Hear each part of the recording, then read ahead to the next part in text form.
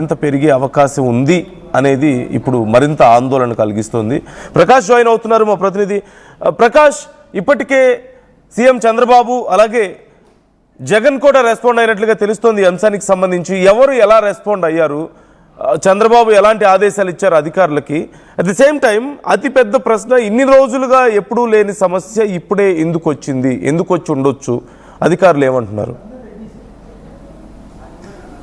నందు అనూర్య బాధిన పడి ఇప్పటికే ఈ యొక్క కిడ్నీ ఫెయిల్యూర్ అయినటువంటి వ్యక్తుల్లో ఇప్పటికే మృతుల సంఖ్య 4 చేరింది. వీళ్ళకి సంబంధించి నిన్న నుంచి కూడా కాకినాడ ప్రభుత్వ ఆసుపత్రిలో ఇద్దరు దీంట్లో ఇప్పుడైతే కానిపిస్తున్నటువంటి పరిస్థితుల్లో ముఖ్యంగా కాకినాడలో చికిత్స పొందుతూ కృష్ణవేణితో పాటు అలాగే కనకరత్నం వీళ్ళ ఇద్దరు కూడా నిన్న అయితే చనిపోయినటువంటి పరిస్థితి ఉంది. తాజాగా చూసుకుంటే ఈ రోజు ఉదయం 10 గంటలకి అదే వ్యాధిని పడి అనూర్య వ్యాధిని పడి రమణి అనే మరొక మహిళ కూడా చనిపోయినటువంటి పరిస్థితి ఉంది. ముఖ్యంగా వీళ్ళంతా కూడా అనూర్య బాధిన పడి ఇప్పటికే 106 కుటుంబాలకు సంబంధించిన వాళ్ళకైతే ఈ వ్యక్తి గణేష్ అనే వ్యక్తి ఎవరైతే ఉన్నారో ఆ వ్యక్తికి సంబంధించినటువంటి ఆ పాలు ఎవరైతే వినియోగిస్తున్నారో వాళ్ళందరినీ కూడా ప్రస్తుతం ఆ టెస్టులు అయితే నిర్వహిస్తున్నారు. ఆ టెస్టులు నిర్వహించి వాళ్ళకి సంబంధించినటువంటి రిపోర్ట్ అయితే రావాల్సిన అవసరం అయితే ఉంది. ప్రస్తుతం దీనికి సంబంధించిన వారు అందరూ కూడా ఇప్పుడు ఎవరైతే ఉన్నారో చిన్నపిల్లలు అందరూ ప్రైవేట్ ఆసుపత్రుల్లోని వాళ్ళ ఆసుపత్రుల్లో ఇప్పటికే 30 మంది వరకు కూడా చికిత్స పొందుతున్నారు. వాళ్ళందరూ కూడా ఆ బ్లడ్ శాంపుల్స్ అన్ని కూడా సేకరించి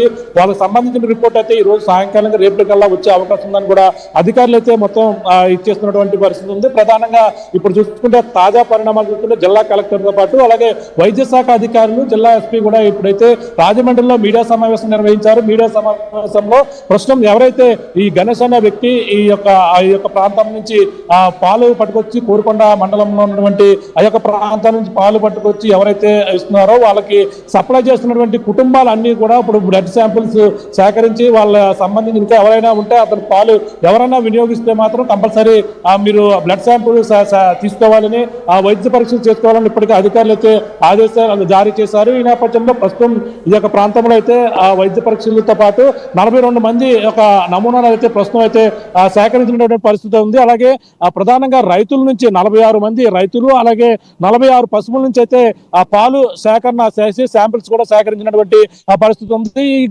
ఈ పరిస్థితి ఇప్పటికే పిల్లలు యూరిన్ స్టక్ అయిపోవడంతో పాటు కిడ్నీలు ఫెయిల్యూర్ అవడంతో పాటు ఇప్పుడైతే చనిపోయిన వారికి ఇటువంటి కంప్లైంట్స్ వచ్చాయి. వాళ్ళకి సంబంధించినటువంటి బ్లడ్ శాంపిల్స్ వాళ్ళు వినియోగించినటువంటి వాటిని కూడా సేకరించినటువంటి పరిస్థితి ఉంది. ఇప్పటికే ఏపీ సీఎం చంద్రబాబుతో పాటు మాజీ సీఎం జగన్మోహన్ రెడ్డి కూడా స్పందించినటువంటి పరిస్థితి ఉంది. ఇప్పుడు సీఎం చంద్రబాబు ఆదేశాలు ఇస్తూ వాళ్ళకి కావాల్సినటువంటి వైద్య సౌకర్యాలు అందించాలి. దీనికి సంబంధించిన ఎవరైతే బారిన పడ్డారో వాళ్ళందరూ కూడా మొత్తం ఆ యొక్క ప్రాంతంలో వైద్య పరీక్షలు కూడా నిర్వహించాలని కూడా చెప్పుకొస్తారు. దీని ఇప్పటికే ఆ గణేష్ అయితే అదుపులో తీసుకున్నారు. అతనైతే ఆ పాల వ్యాపారిని అదుపులో తీసుకుని ఎక్కడెక్కడ మీరు ఎవరెవరు ఇంటికి సప్లై చేశారు వాళ్ళందరినీ కూడా గుర్తించే పనులు అయితే అధికారులు అయితే నిమగ్నమైనటువంటి పరిస్థితి ఉంది.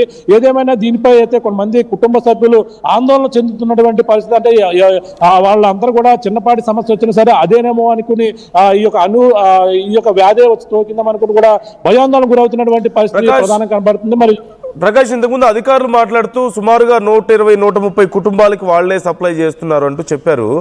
అంటే మరి ఇన్ని రోజుల నుంచి గతంలో ఎప్పుడైనా ఇలాంటి సమస్య వచ్చిందా? ఇప్పుడే సమస్య రావడం విషయంలో ఆ వ్యాపారులు ఏమైనా రెస్పాండ్ అయ్యారా? వాళ్ళు ఏమైనా సమాధానం చెప్తున్నారా ఈ విషయంలో?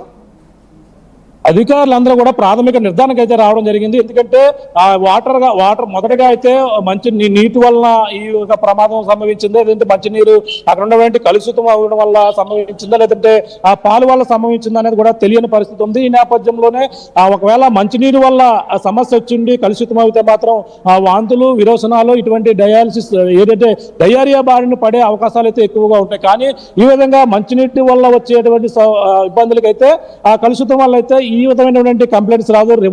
లివర్ ఇన్ఫెక్షన్ రాదు, లివర్ అయితే స్టక్ అయిపోవడం అంటే ఉండదు, యూరిన్ బంద్ కావడం అయితే ఉండదు మంచినీటి వల్ల వచ్చే వాటి వల్ల. కానీ ఈ పాలు తాగడం వల్లే ఈ యొక్క కిడ్నీ ఫెయిల్యూర్ అవ్వడం పరిస్థితి ఉందంటూ కూడా అధికారుల ప్రాథమిక నిర్ధారణకు వచ్చినప్పటికీ శాంపిల్స్ సేకరించారు. 76 మంది సంబంధించిన శాంపిల్స్ సంబంధించిన రిపోర్ట్ అయితే రావాల్సి ఉంది. ఆ రిపోర్టు వస్తే మాత్రం దీనికి సంబంధించి పాలు వల్లే వచ్చిందనేది కూడా క్లియర్ గా నిర్ధారించ అవసరం అయితే ఎంతైనా కనపడుతుందని చెప్పాలి.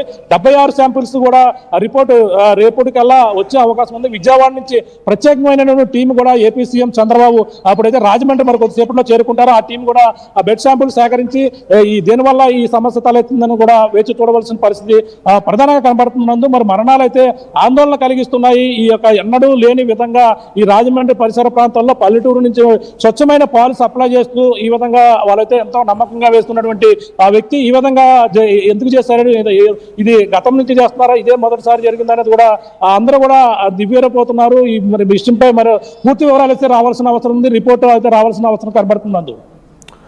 రైట్, ఇప్పుడు హాస్పిటల్లో ఉన్న వాళ్ళ కండిషన్ ఎలా ఉంది ప్రకాష్? అంటే 4 అంటున్నారు, కొన్ని చోట్ల 5 కూడా ఇప్పటికే ప్రాణాలు కోల్పోయారు అని చెప్పి అంటున్నారు. సో అసలు ఎంతమందికి ఇప్పటి వరకు ఇలా ప్రాణాలు కోల్పోయారు, ఇంకెంతమంది కండిషన్ ఎలా ఉంది? చాలామంది సీరియస్గా ఉందంటూ చెప్తున్నారు కదా. ఎస్, అంటే కృష్ణవేణి అనే ఆమె అయితే మొదటగా హాస్పిటల్లో చనిపోయింది. అలాగే కనకరత్నం కూడా హాస్పిటల్లో చనిపోయింది. ఈ రోజు రమణి అనే ఆమె చనిపోయింది. మరొక ఇద్దరు పెద్దవారు కూడా చనిపోయారని కూడా చెప్పుకొస్తున్నారు. అందులో ఆ మూర్తి ఎవరైతే ఉన్నారో మూర్తి అనే వ్యక్తితో పాటు మరొక 2 వృద్ధులు కూడా దీంట్లో కాలం చేశారని కూడా చెప్పుకొస్తున్నటువంటి పరిస్థితి. అందులో ముఖ్యంగా ఆ రాధాకృష్ణ మూర్తి అలాగే శేషారావు కూడా చికిత్స పొందుతూ మరి కొద్దిసేపటికే క్రితమే కూడా చనిపోయారంటున్నారు. మరి 5 మొత్తం ఈ దీంట్లో ఇప్పటికే కలెక్టర్లు అయితే జిల్లా అధికారులు మొత్తం 4 వరకు కూడా మృతి చెందారని చెప్పినప్పటికీ మొత్తం మరొక 2 రాధాకృష్ణమూర్తి శేషగిరిరావు వీళ్ళిద్దరూ కూడా 70 సంవత్సరాలకు సంబంధించిన పైబడినటువంటి వారు.